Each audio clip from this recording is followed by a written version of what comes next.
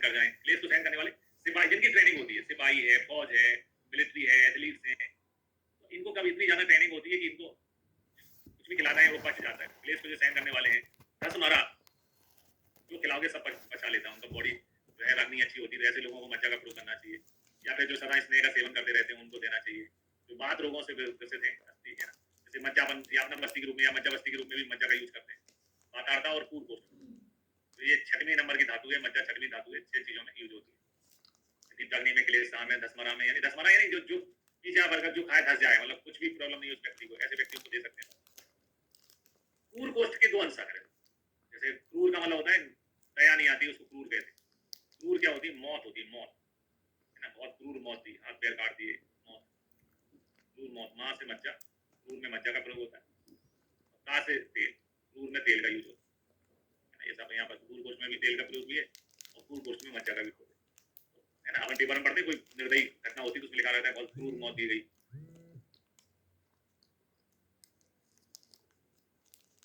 मज्जा होती है।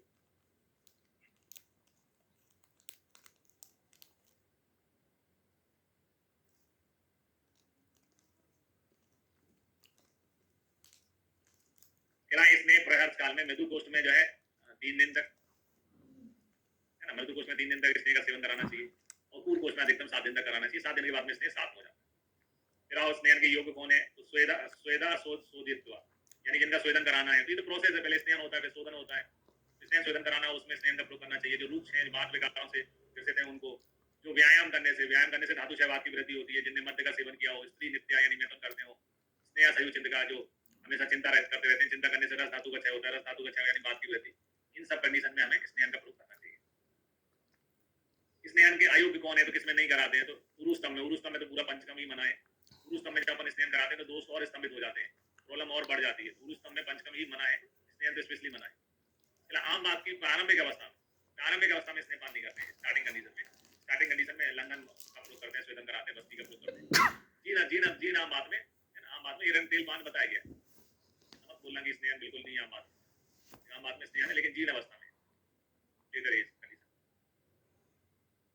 इसके अलावा उत्सन्न कफ मेद वाले रोग, जिन कफ मेद बढ़ा हुआ हो, जीर्ण मंदाग्नि में, गर्वणी में, तालुशोष में, गर्वणी को भी नहीं कराते हैं, तालुशोष में, तृष्णा में जल की जरूरत है, स्नेह की जरूरत नहीं है। मूर्छा के रोगी में तो सभी चीजें भी मना होने लगती है। अन्न दोषी, सर्दी, उदर रोग में भी नहीं कराएंगे, डाइजेशन प्रॉब्लम में नहीं कराएंगे, पाचन करेंगे पहले। विषाक्त, दुर्बल, क्षीण, इसके अलावा जिन्हें नस दी गई हो, बस्ती दी गई हो, वो स्नेहन के आयोग, स्पेशली उरुस्तम ध्यान रखना, आम बात ध्यान रखना, ये स्नेहन के आयोग है।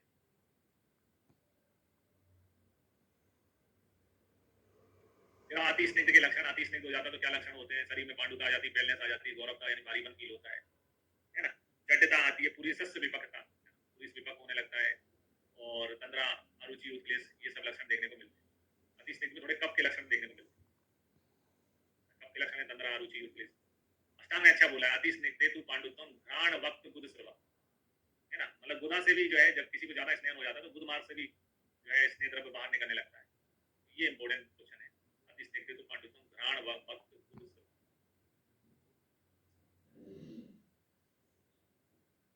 स्नेहपान से पूर्व भोजन, स्नेहपान के जैसे 5 से 1 दिन पूर्व जो है द्रव उष्ण आने अभिसंधि नाति स्नेह जैसा भोजन करना चाहिए। संशोधन के लिए लिखा है कि रात्रि भोजन जीर्णोपरांत जो है मध्यम मात्रा का प्रयोग करना चाहिए। रात का भोजन पच जाए उसके बाद में मध्यम मात्रा, यानी खाली पेट, इसको रात का भोजन पक जाए, इसका मतलब क्या हो गया? खाली पेट। खाली पेट होने पर हमको संशोधन।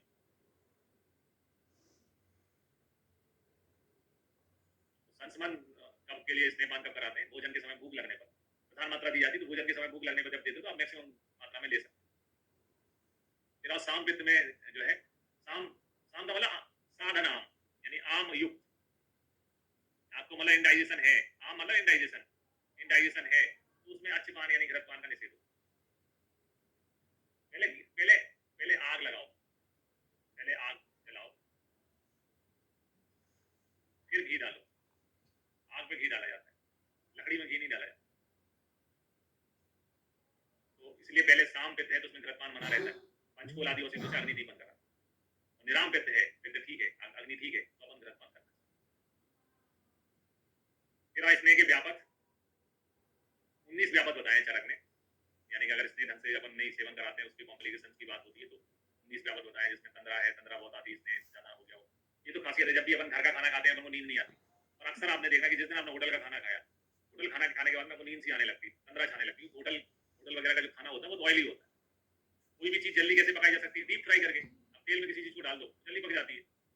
कम तेल में किसी चीज को पकाने में टाइम लगता है। होटल वाले को तुरंत परोसना होता है आपको खाना, तेल ज्यादा यूज करते हैं वो। तो तंद्रा आ जाएगी आपको, प्लेस होगा, डकार जैसी आएगी, आना यानी पेट फूलेगा, ज्वर स्तंभ विसंगता, कुष्ठ गंडू पांडु आर्स शोथ। तो देखो स्नेह व्यापक में आर्स भी आता है, अरुचि उदर रोग भी आता है, ग्रहणी भी आता है, इसके अलावा उदर सूल अस्थिमयता तृष्णा जीवा स्तंभ आम दोष, ये सब व्यापक होते हैं।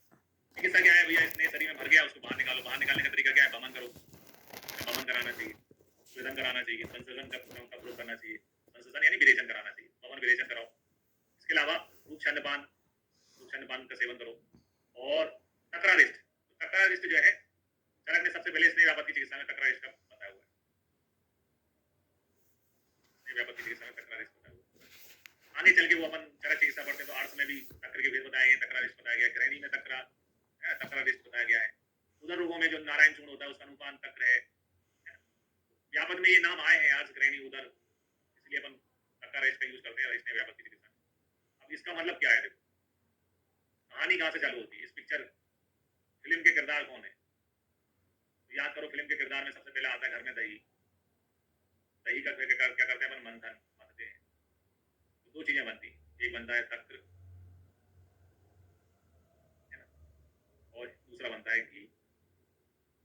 मतलब ये घी और तक्र जो है पहले मिले हुए थे आपस में, घी और तक्र आपस में मिले हुए थे।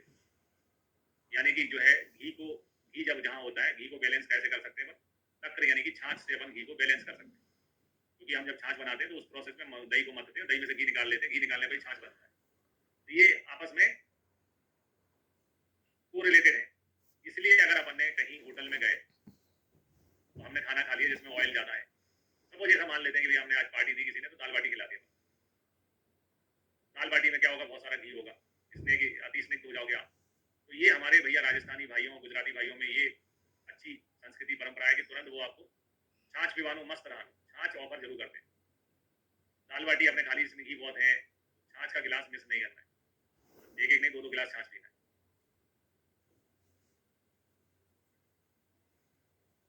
यानी गलती से आपने अगर कभी ज्यादा ऑयली खाना खा लिया तो उसको बैलेंस करने के लिए तुरंत छाछ पीना चाहिए, तक्र पीना चाहिए आपको।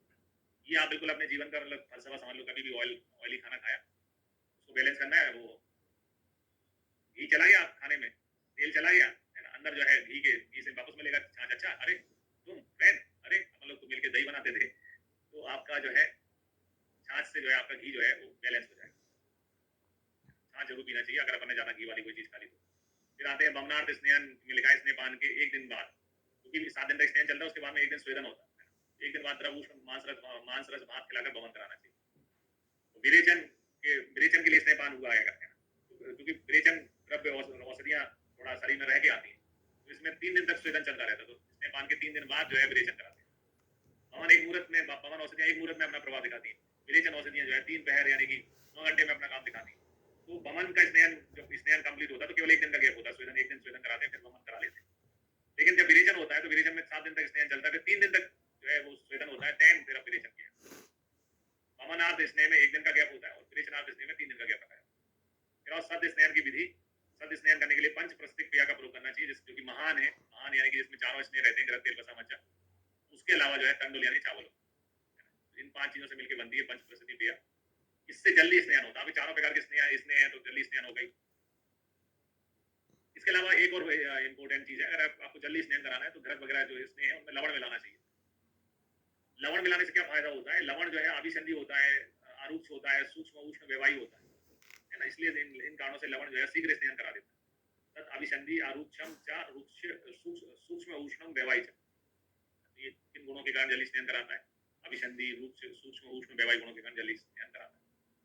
इसके अलावा ये तो चरक के हिसाब से पूरा चैप्टर था, जो चरक सूत्र अध्याय 13 है। कुछ चीजें दूसरे आचार्यों ने बताई है, जिसका अष्टांग हृदय ने कहा है कि भोजन के पूर्व पिया हुआ स्नेह शरीर के अधोभागों के रोगों को, है ना, भोजन के पूर्व पिया हुआ स्नेह शरीर के अधोभागों के रोगों को, भोजन के मध्य पिया हुआ स्नेह शरीर के मध्य भागों के रोगों को, और भोजन के बाद में पिया हुआ स्नेह जो है ऊर्ध्व भागों के रोगों को नष्ट करता है। भागवत ने भी, भागवत यानी अष्टांग हृदय पढ़ते हैं तो अष्टांग हृदय में 7 सद्य स्नेह उद्वेग कर यानी स्नेहन कराने वाले 7 योग बताए, कैसे जल्दी स्नेहन कराया जाए उसके लिए 7 फॉर्मूले 7 जो है योग बताए हुए हैं। तो ये भी एग्जाम में ध्यान रखना कितने योग भागवत ने बताया रखे, 7 बता रखे, ठीक है।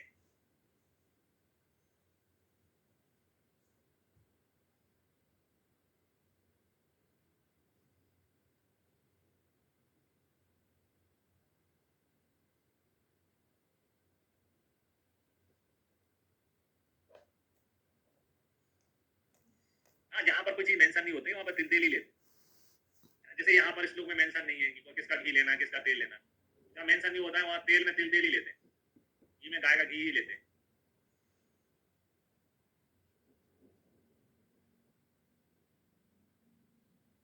ठीक है, तो आज के लिए इतना ही, कल इससे आगे देखेंगे।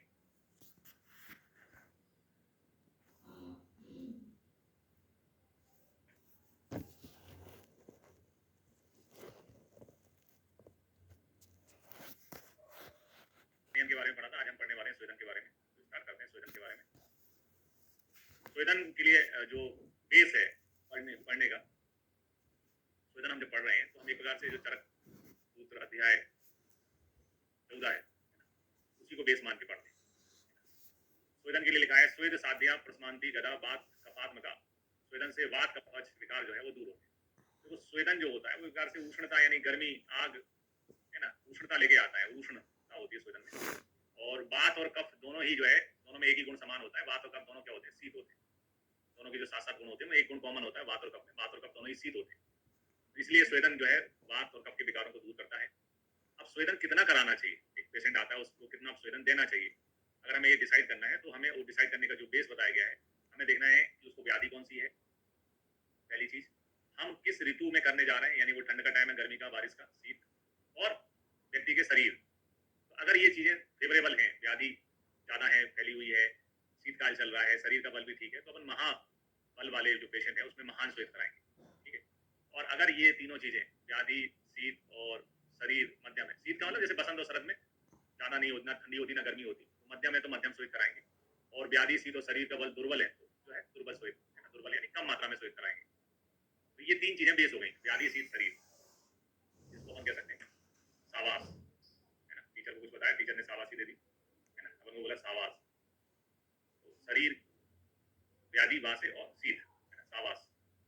अब आते हैं इसके अलावा स्वेदन के कई टाइप्स होते हैं। एक टाइप होता है कि अपन जो स्वेद कराते हैं उसमें तेल का भी यूज होता है, उसको तवे पे गर्म करके उसको सीधा लगा जो है पोटली का अपन यूज कर लेते हैं। दूसरा ये होता है रेत को गर्म करके अपन बॉडी में लगाते हैं, जैसे आम बात में रूक्ष स्वेद किया जाता है। वात श्लेष्मज रोगों में, है ना, वात और श्लेष्मज रोगों में स्निग्ध रूक्ष स्वेद कराना चाहिए, ठीक है। वात के लिए हमेशा जो है वात रूक्ष होती है तो स्निग्ध स्वेद होगा, श्लेष्म जो है हमेशा स्निग्ध होता है तो रूक्ष स्वेद होगा। आप इस कंसेप्ट को समझें कि अगर जहाँ बात दोष है यानी बात है, वहां पर ऑटोमेटिकली जो स्वेदन का प्रकार होगा वो रुक्ष हो जाएगा। वो रुक्ष होता है तो स्निग्ध हो जाएगा, रुक्ष बात रुक्ष होती है तो स्निग्ध स्वेद हो जाएगा।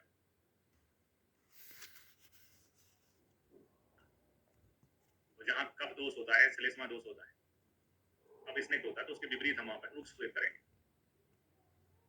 और दोनों होंगे तो दोनों स्वेद कराएंगे, ठीक है। तो यहाँ पर लिखा है वात श्लेष रोगों में स्निग्ध स्वेद कराना चाहिए, है ना। वात रोग जो है उसमें केवल स्निग्ध स्वेद और केवल कफज रोग है तो रुक्ष स्वेद कराना चाहिए। फिर आए आमाशय गते बाते कफे पक्वाशय आश्रिते रुक्षो पूर्वो हितम स्वेदः स्नेह पूर्वस तथेप्च। आमाशय में कुपित बात होने पे पहले रुक्ष स्वेद कराना चाहिए, उसके बाद में है ना स्निग्ध स्वेद कराना चाहिए। इस चीज को समझे, मतलब ये क्या क्वेश्चन है इसको अच्छे से समझे। आमाशय गते बाते, ठीक है। तो यहाँ पर पहला लिखा शब्द लिखा आमाशय। अब आमाशय में क्या होता है, कफ होता है, जानते हैं आमाशय में जो है क्लेदर कफ होता है। तो सबसे पहले आमाशय लिखा हुआ है तो आमाशय के हिसाब से रुक्षो पूर्वा, रुक्ष पूर्वा यानी कि पहले रुक्ष स्वेद होगा, ठीक है। उसके बाद में क्या दोष लिखा है, वात। वात में अपन ने क्या पढ़ा ऊपर, स्निग्ध, तो स्निग्ध बाद में, फिर उसके बाद में रुक्ष के बाद में स्निग्ध स्वेद होगा। अब इस चीज को संस्कृत में लिखने के लिए शब्द जो यूज किए गए वो है आमाशय गते बाते रुक्ष पूर्वम हिता, रुक्ष पूर्व हिता यानी पहले रुक्ष पूर्व हिता स्वेदा, है ना। रुक्ष पूर्व, रुक्ष पूर्वक यानी पहले रुक्ष स्वेद होगा। दूसरी लाइन जो इसमें समझाई गई है वो ये बताई गई है कफे पक्वाशय आश्रित, पक्वाशय आश्रित कफ है तो स्वेदा स्नेह पूर्वा पथे, है ना। स्वेद जो है स्नेह पहले, स्निग्ध स्वेद पहले होगा, क्योंकि जो है जैसे इसमें पक्वाशय लिखा है तो पक्वाशय किसका आश्रय है, आमाशय कफ का आश्रय है, तो इसलिए पहले रुक्ष हुआ और फिर स्निग्ध स्वेद हुआ वात दोष होने से। पक्वाशय में वात का आश्रय है यानी वायु की उत्पत्ति हो जाती है, भोजन पच जाता है तो पहले इसमें स्निग्ध स्वेद कराते हैं, उसके बाद में रुक्ष श्वेत करार। तो जैसा लिखा है वैसे ही अपन को याद करना है। आमाशय में कुपित वात, पहले आमाशय के बारे में सोचना कि आमाशय में क्या होता है, कब होता है, इसलिए रुक्ष पूर्वक श्वेत कराया जाता है। और पद्माशय में जो है वात का स्थान है, तो पहले स्निग्ध श्वेत होता है, उसके बाद में रुक्ष श्वेत कराते हैं। ये क्वेश्चंस जो है ये बहुत फेवरेट टॉपिक्स हैं जो एग्जाम में पूछे जाते हैं, एआईपीजीटी में ये बहुत पूछे जाते हैं, कई बार इससे क्वेश्चन पूछे गए।